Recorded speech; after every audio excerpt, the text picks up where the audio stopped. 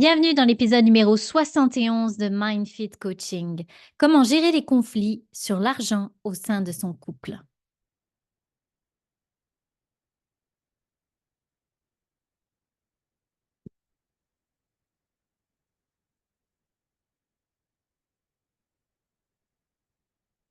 Allô?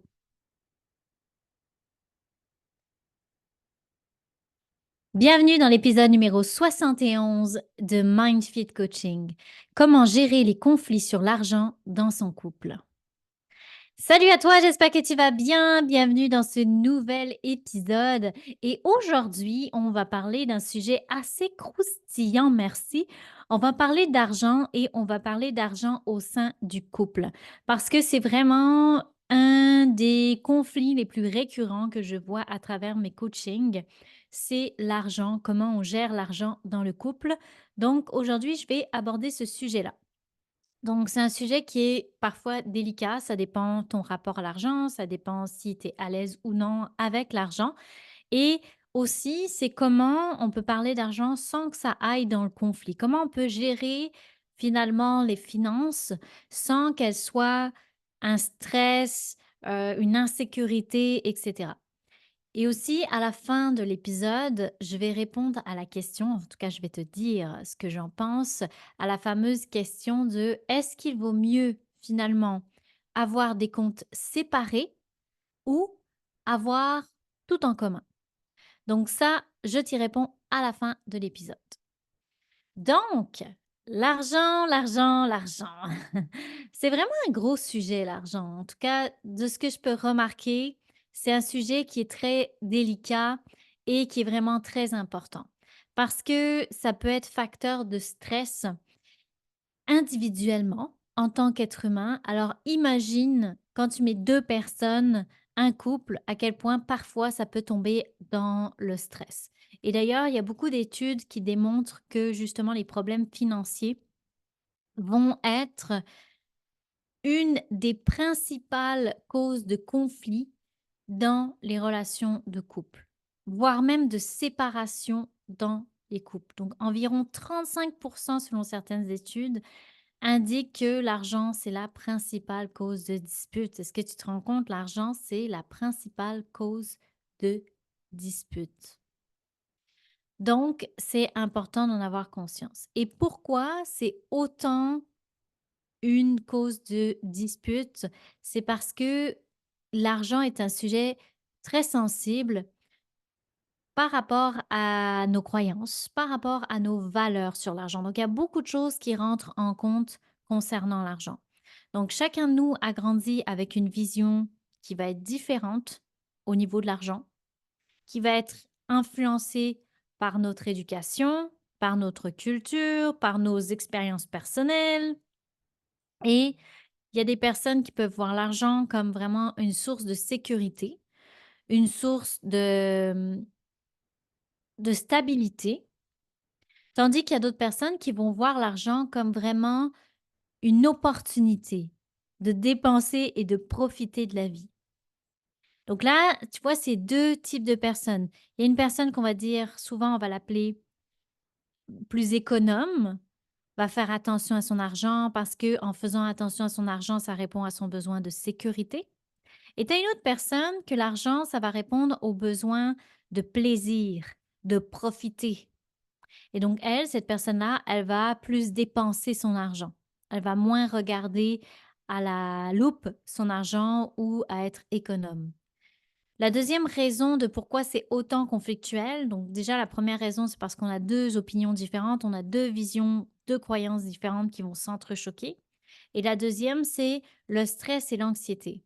Parce que justement, pour plusieurs personnes, l'argent est synonyme de stress et d'anxiété, d'insécurité. C'est une préoccupation constante qui revient constamment dans la relation.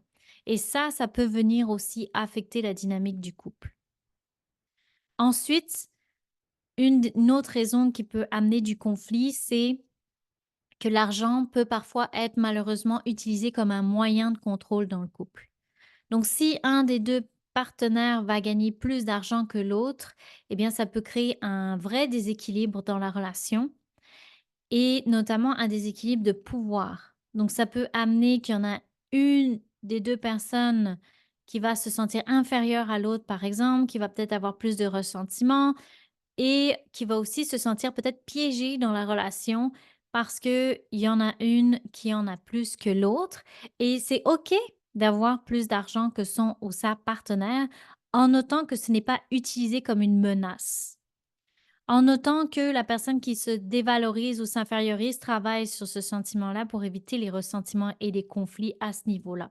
Et la personne qui gagne plus d'argent, ben, peut-être que elle, ce qu'elle va devoir travailler, si elle a des croyances limitantes, ça va être le côté de la peur, peut-être qu'on profite d'elle, etc.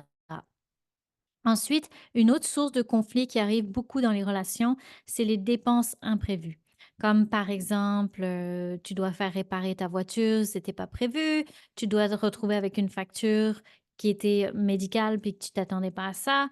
Donc quelque chose qui est: «Ah, on l'avait pas prévu dans le budget, on l'avait pas prévu dans les comptes et ça vient faire mal». Donc ça peut venir vraiment provoquer beaucoup de tensions dans la relation. Et je te dirais que qu'est-ce qui est vraiment très important pour avoir une gestion financière qui est saine dans le couple? Ça va être la transparence. La transparence est ultra, ultra importante. Et pour plusieurs personnes, parler d'argent, ça va vraiment être tabou. Ça va vraiment être inconfortable et amener même de la tension parce que justement, c'est difficile d'en parler. Alors parfois, il y a même des personnes dans la relation où les 2 vont faire: «OK, c'est tellement tendu de parler de ce sujet-là, il y a tellement de conflits ou c'est tellement un malaise de parler de ce sujet-là qu'on va faire comme si de rien n'était». Donc on ignore le problème, mais on ne règle pas le problème et ça, à long terme, ça va causer des problèmes. Donc ça va vraiment augmenter les conflits et cetera parce que on ignore, on fait du déni, on fait l'autruche finalement. Donc c'est vraiment essentiel de briser le silence. Et pourquoi en fait c'est aussi important de devenir transparent concernant l'argent? Parce que, à mes yeux, ça concerne la relation en tant que telle et je pense que ça va être intéressant si toi, par exemple, tu considères que non, j'ai pas envie de parler, d'argent, j'ai pas envie de partager mes comptes, ça m'appartient, c'est à moi, c'est privé et cetera. Je pense que ce qui serait intéressant, c'est de voir si il y a pas en arrière des peurs, des croyances, des craintes parce que j'imagine que tu as des projets dans la vie, j'imagine que tu as des ambitions, des rêves et que ça t'appartient, c'est à toi. Et pourtant, tu vas en parler à ton conjoint. Tu vas en parler à ta conjointe. Donc, qu'est-ce qui fait que l'argent, tu vas pas vouloir en parler ou tu vas pas vouloir montrer tes comptes? Qu'est-ce qui se passe en arrière? Donc, ce serait intéressant de se poser la question, est-ce qu'il n'y a pas une croyance? Est-ce qu'il n'y a pas une peur en arrière du fait que je ne veux pas parler d'argent? Je ne veux pas me montrer transparent concernant l'argent. Est-ce que j'ai peur qu'on me juge? Est-ce que j'ai peur qu'on me vole? Est-ce que j'ai peur qu'on m'utilise? Est-ce que c'est relié à des expériences du passé? Est-ce que c'est relié à ce que j'ai vu dans ma famille? Est-ce que c'est parce que j'ai honte? Donc ça, c'est intéressant. Qu'est-ce qui fait que s'il y a des choses qui m'appartiennent, je suis capable de les partager dans ma relation, mais que l'argent, je ne suis pas capable de le faire? C'est quoi le frein? Ensuite, ce serait d'ouvrir le dialogue. De prendre le temps de discuter ouvertement des finances. Qu'est-ce qui se passe? C'est quoi nos croyances? C'est quoi notre vision de l'argent? C'est quoi qui est important pour moi? Par exemple, s'il y en a un qui va dire, moi, c'est la sécurité. La sécurité, j'ai besoin de me sentir en sécurité financièrement, c'est primordial pour moi. Et que l'autre personne va dire, OK, moi, ce qui est important pour moi, c'est de me faire plaisir avec l'argent. De ne pas avoir l'impression de subir, mais de profiter de l'argent. Donc, c'est vraiment important de parler de ça pour voir d'où vient l'écart et comment on peut réduire l'écart entre les 2. Donc, c'est quoi vos dépenses, c'est quoi vos dettes, et cetera. Vous mettez carte sur table entre vous. Puis, l'objectif aussi, c'est d'avoir des projets communs. Donc des projets communs, par exemple, au niveau financier, ça peut être un voyage, ça peut être l'achat d'une maison, ça peut être préparer la retraite, ça peut être, un cadeau, X, Y, Z, une voiture, peu importe, quelque chose en commun qui fait justement qu'ensemble, on va apprendre à travailler sur l'argent. Ensemble, on va apprendre à gérer l'argent pour un but commun. Donc ça permet aussi de réduire l'écart. L'autre chose aussi, c'est de partager les responsabilités selon vos forces. Par exemple, il y en a qui sont peut-être plus, forts pour économiser, pour, comprendre comment ça fonctionne, les cartes de crédit et cetera, l'autre un peu moins. Donc là, vous pourriez travailler ensemble. Il y en a un des 2 qui pourrait dire: «OK, moi ça me dérange pas de faire les comptes, j'aime ça», l'autre déteste faire ça, bah, elle va faire autre chose. Puis vous établissez ensemble, en fait, un budget. Un budget commun. Donc vous notez les sources de revenus, les sources de dépenses. Puis ça aussi, ça amène de la clarté. On le sait, on se sent vraiment en équipe, tandis que si on se met à ne pas parler d'argent, ne pas parler de nos dettes, ne pas parler de comment on dépense les choses, laisser l'autre prendre tout en charge, et cetera, ignorer ce qui est en train de se passer dans la relation, ben, on n'est pas en équipe, on n'est pas ensemble, on n'est pas unis dans quelque chose qui appartient au couple quand même. Puis ça peut être vous mettre d'accord aussi sur combien d'argent vous mettez sur vos comptes personnels, par exemple. On met des choses ensemble, des choses qu'on est en accord tous les 2 à payer ensemble. Donc par exemple, ça peut être l'épicerie, ça peut être, les vacances comme je disais tout à l'heure, et il y a d'autres choses que ça va être plus personnel. Mais on se met d'accord sur ça aussi. Ça peut permettre de vraiment se sentir dans le même bateau plutôt que de tout seul à ce niveau-là. Ce qui peut être super intéressant aussi au niveau de l'argent, c'est de mettre en place un plan d'épargne.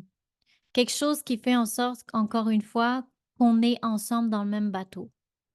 Après, concernant les différences de revenus, ce qui est bien important, évidemment, c'est d'éviter de comparer, d'éviter de uniquement se valoriser par l'argent, surtout s'il y en a un qui gagne beaucoup plus que l'autre.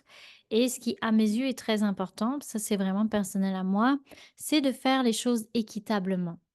C'est-à-dire, s'il y en a un des 2 partenaires qui paye énormément de choses par rapport à l'autre, c'est pas équitable. Par contre, s'il y en a un des 2 qui gagne plus que l'autre, ben, peut-être que vous allez faire le prorata de combien de pourcentage et cetera on met selon notre salaire, puis là, c'est plus équitable. Donc que ce soit d'un côté ou de l'autre, s'il y en a un qui a un très grand écart de salaire, qui gagne beaucoup plus, mais que la personne qui gagne beaucoup moins paye 50 de tout, c'est pas équitable. On va se le dire là, on va se dire les vraies choses. Ce n'est pas équitable si un des 2 gagne beaucoup plus que l'autre et que vous faites du 50-50. Ça marche pas. Il y en a un qui va donner beaucoup plus que l'autre par rapport à son salaire. Donc ça aussi, c'est une forme de respect et puis de s'entendre là-dessus. Donc, discuter de ça. Ressortez avec vraiment de la paix d'esprit. S'il y en a un des 2 qui a l'impression que ça ne fonctionne pas, on continue d'en parler jusqu'à ce qu'on trouve une solution. S'il y en a un des 2 qui trouve ça injuste, OK, c'est quoi le besoin en arrière? Comment on peut faire pour s'arranger? Comment on peut faire pour que toi aussi tu te sentes bien là-dedans? Tout à l'heure, je parlais des croyances. Prenez le temps d'en parler de vos croyances. Prenez le temps de voir, OK, mais toi, l'argent, tu veux que ça serve à quoi? À la liberté, à la sécurité, à quoi? Partagez entre vous vos visions de l'argent. Apprenez à être empathique aussi à l'autre. La personne qui veut beaucoup de sécurité et la personne qui veut beaucoup de liberté, mais c'est d'apprendre à regarder la vision de l'autre et peut-être même s'en inspirer parce que la personne qui est seulement économe, qui pense seulement à la sécurité, peut-être qu'elle s'empêche de se faire plaisir. Et la personne qui est que dans la liberté, liberté, liberté, alors qu'elle a peut-être pas les moyens encore aujourd'hui d'avoir cette liberté-là, elle aurait peut-être besoin d'être un peu plus économe, d'aller chercher un peu plus de sécurité. Donc l'objectif vraiment, c'est de se parler, de d'être dans l'écoute active de l'autre personne. C'est quoi ses besoins les plus importants? De faire ça de façon équitable, de faire du gagnant-gagnant. Puis pour faire du gagnant-gagnant, ça demande vraiment à ce que les 2 parties ont la sensation de gagner. Sinon, c'est du gagnant-perdant. Donc, soutenez-vous dans vos objectifs financiers. Utilisez vos forces. Encore, encouragez-vous quand vous trouvez ça difficile. Plutôt que de se concentrer sur le problème ou de dire à l'autre, t'as encore fait ci ou t'as encore fait ça ou t'as pas fait ci ou t'as pas fait ça. Asseyez-vous et comprenez qu'est-ce qui se passe en arrière. Parce que l'argent est source de beaucoup de conflits, mais il y a aussi des besoins à répondre en arrière. Il y a aussi besoin de comprendre si, par exemple, ton ou ta conjointe t'a dit: «Oui, je vais arrêter de dépenser, je vais vraiment faire attention, j'achèterai plus telle affaire, telle affaire, telle affaire», puis finalement 2 mois plus tard, elle recommence. Mais plutôt que de la chicaner, ce serait intéressant de comprendre qu'est-ce qui fait que ça a recommencé? Qu'est-ce qui se passait? Bon, bah, peut-être que si on passe de 100 plaisir à zéro plaisir, à ce moment-là, la personne va tellement se sentir frustrée qu'elle va recommencer ce qu'elle faisait avant. Donc peut-être que ça demande à nouveau de reparler pour trouver un autre style de gagnant-gagnant parce que celui-ci ne convenait pas. Donc l'objectif, c'est de faire des essais-erreurs et d'apprendre à en communiquer régulièrement, d'apprendre à planifier des petites réunions pour discuter de votre relation et ça en fait partie de votre relation. Qu'est-ce qui se passe? «Hey, je me sens pas bien, il y a eu telle dépense ou j'ai peur financièrement à tel niveau», ben, on se soutient, on en parle ensemble. Tu n'es pas seul à gérer les problèmes financiers du couple. Donc c'est ensemble, mais c'est important qu'on s'en parle. Et s'il y en a un des 2 qui a l'impression que non, c'est injuste ce qui se passe, j'ai la sensation que je paye trop de choses. OK, parfait, on s'en reparle. On change ça, on trouve des solutions, ça veut dire que tu es pas bien là-dedans, ça veut dire que tu vas accumuler de la frustration, ça veut dire qu'au bout d'un moment, tu vas te rendre compte que ça te convient pas. Éviter les non-dits. C'est ça que ça va permettre les réunions. C'est d'éviter les non-dits, d'éviter les ressentiments, la frustration, les mauvaises surprises, d'éviter aussi de cacher des choses. C'est-à-dire que si vous vous mettez d'accord sur un plan de match et finalement ça ne fonctionne pas, comme je disais tout à l'heure, il y en a un des deux qui se remet à dépenser alors qu'il avait dit oui, je vais faire attention, etc. Mais plutôt que de cacher ou de chicaner, on en parle dans la bienveillance. Puis on se dit, OK, regarde, la trajectoire a dévié, on se ramène dans la bonne trajectoire, on en reparle, qu'est-ce qui s'est passé? Puis on se réajuste et ça va faire en sorte que ça va être sécuritaire pour parler d'argent. Ça va plus être tabou, ça va plus être dans la peur, ça va être dans le mode solution. OK, on avance ensemble. Et pour terminer l'épisode, j'avais dit que je répondrais à la question, c'est une question qu'on me pose beaucoup, c'est: «Est-ce que c'est mieux d'avoir des comptes séparés?» En fait, c'est ce que j'observe aussi énormément dans les couples, il y a des différences qui sont assez incroyables. C'est-à-dire qu'il y a des couples qui vont tout mettre en commun. Il va y avoir un seul compte, puis l'argent va tout dans le compte, conjoint et on dépense, cet argent-là pour la famille, individuelle, tout passe par un seul compte. Il y a d'autres personnes que ça va être totalement l'inverse. Chacun va avoir des comptes séparés, chacun fait sa vie et on met une somme en particulier dans un compte commun ou il y en a un qui va payer l'épicerie, l'autre qui va payer autre chose. Je te dirais que l'essentiel, la priorité, c'est vraiment de te sentir bien là-dedans. Si toi, tu te sens pas bien quand il y a un compte commun, OK, ça veut dire que ça fonctionne pas. Si tu te sens pas bien parce que tout est séparé, parce que, il y a ça te fait vivre q du rejet ou je sais pas, une blessure qui se cache en arrière, ça serait intéressant de découvrir quoi, mais si tu ne te sens pas à l'aise, c'est d'en parler. C'est de trouver encore une fois du gagnant-gagnant. Il y a beaucoup de couples qui vont faire ça en mode hybride, dans le sens que c'est une combinaison de comptes séparés et comptes communs et l'objectif, c'est vraiment ça, de trouver la l'approche la plus fluide et la plus, dans laquelle tu vas te sentir le mieux, qui va être le plus équitable pour toi, qui va être le plus juste pour toi, qui va être vraiment une source de sérénité et dans laquelle vous allez tous les 2 partenaires vous sentir bien, pas juste un des 2. Il faut pas oublier que dans un couple, on est 2 et même dans la partie financière, on est 2.